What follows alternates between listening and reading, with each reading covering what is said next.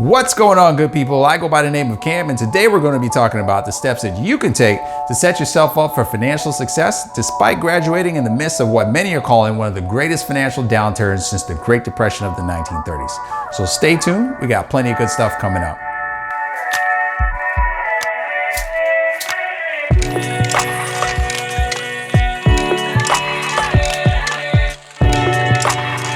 Now, normally around this time of year, many of you will be looking forward to walking across that graduation stage, graduation parties, moving to that new city, and finally starting to make some real money. But sadly, at this point, you probably know somebody that's been impacted financially by the coronavirus. Perhaps your classmates have had their job offers rescinded, or even worse, your parents have lost their jobs. So to begin with, let's start off with exactly why the coronavirus causes people to lose their job. The novel coronavirus, aka COVID-19, is still widely a mystery. Scientists are still trying to figure out exactly how it attacks the body and how it spreads. Consequently, that's led to lockdowns or stay-at-home orders across about 90% of the United States, which, as you can imagine, causes businesses to lose a lot of money. Now let's take Marriott International, the largest hotel chain in the world, for example. During the month of March, their occupancy rate dropped to about 15% depending on the country you look at. Now take a second to think about that. Imagine losing 85% of your monthly income and having to live off of just 15% of your monthly income, but your car notes still due, rent is still due, and that's exactly what's happening with a lot of these companies. Now, to drive this further, just one more example, Delta Airlines, the airline with the largest amount of domestic travel in the United States. Here's what they announced on their April 22nd earnings call. First quarter profit, down $1.3 billion. Daily cash burn, $100 million per day.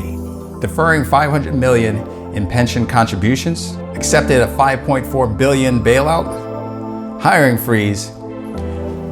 And most of all, they anticipate it'll take more than 3 years for their business to recover.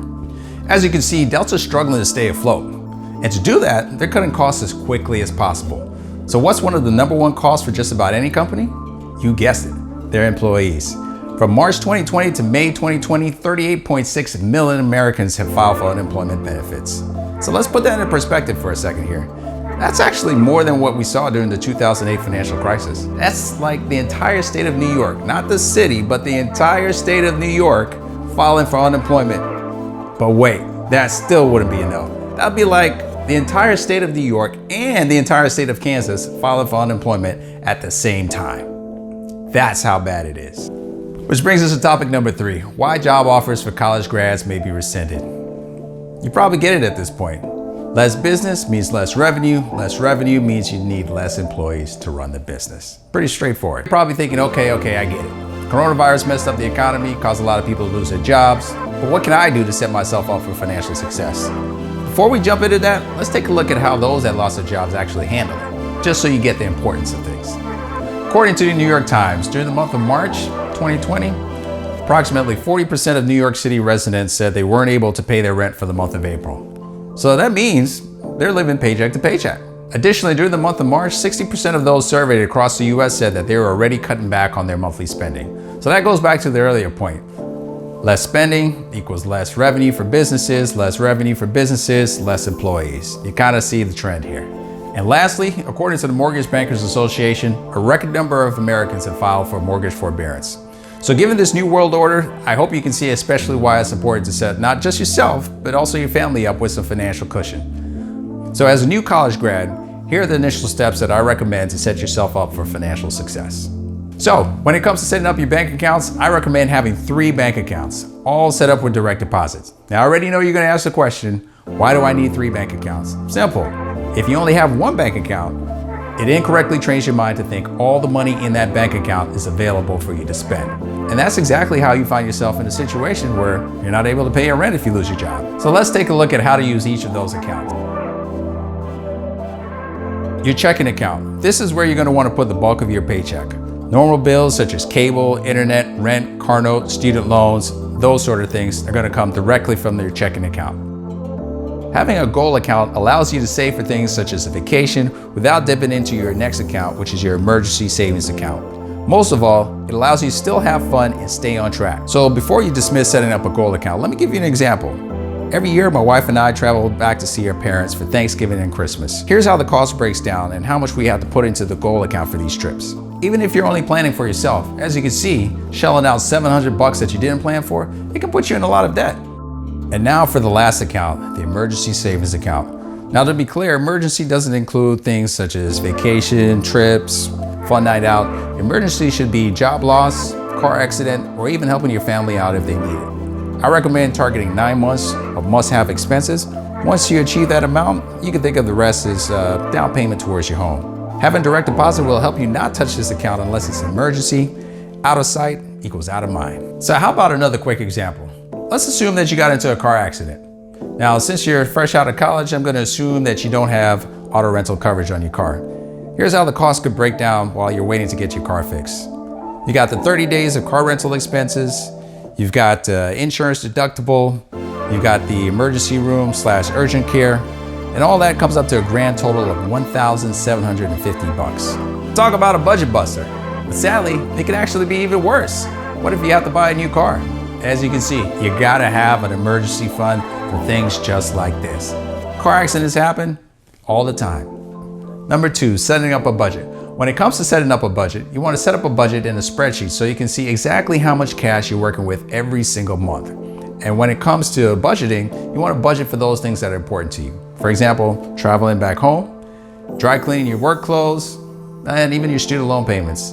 Yes, very important. And when it comes to your emergency savings account, of course, you want to think about how much money you want to save over the next year. So say, for example, you want to save $3,000, just take the $3,000 divided by 12, and that means you're putting aside $250 every single month. And as you can see, that will actually cover the car accident expenses that we saw in the last example. Next, you're going to want to copy that budget onto your cell phone, and this is very important. This way, you can update your spending on the go, and if you do this for the first couple months that you're working, you'll get a natural feel for what your spending habits are, which is super important. Now, to get you started with your budget, here are a few things that you may want to consider. But of course, if you need a little bit more help or you want to get an already made template, check out bswanfinancial.com to get a copy of my budget template. Additionally, when it comes to looking for housing, here are a few items that you should strongly consider. Get a feel for the apartments in the area by using websites such as apartments.com or Trulia. Use Google Maps, Arrive-By feature to get a sense of the typical drive times to work. Consider what utilities are included, how is the gym, and other amenities. Ask about rent specials and promotions. Take a tour when possible, and visit late at night, around 10 o'clock to 11 p.m. to get a feel for how dark the property is. Does the gate work at night? Would you feel safe coming home late at night? What kind of cars are in the parking lot? All those are strong things to consider. And lastly, if you're counting on that signing bonus to help you cover some of those one-time expenses instead of savings, make sure you consider whether that signing bonus is pre-tax or post-tax. If it's pre-tax, you're going to want to assume that you're only going to get 86% of that signing bonus after taxes. Well, hopefully you've enjoyed the tips that we've given you here today.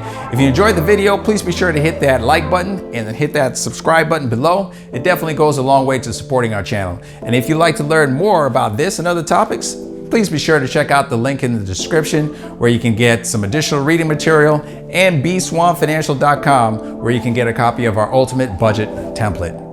In our next video, we're actually going to be talking about how to set up your workplace 401k. And lastly, before we go, we'd like to hear from you, the viewers. What financial topics would you like to learn more about? Be sure to leave us a comment down below, and we'll make sure to put out some videos on those topics for you down the line. Thanks for tuning in.